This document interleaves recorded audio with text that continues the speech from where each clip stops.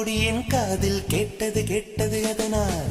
ஜூலை 7ஆம் நாள் மாலை 7:10 உந்தன் காலங்கள் உறைந்ததென்ன உன்னை முதலாய் முதலாய் பார்த்தது மூச்சே நின்றது நின்றது அதனால் உன் உயிரின் பெண் வடிவம் நான் தானே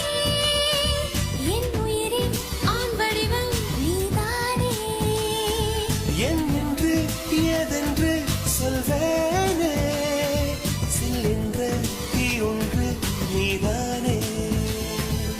உலக பூக்களின் வாசம் உனக்கு சிறை பிடிப்பேன் உலர்ந்த மேகத்தை கொண்டு நிலவின் கரை துடைப்பேன்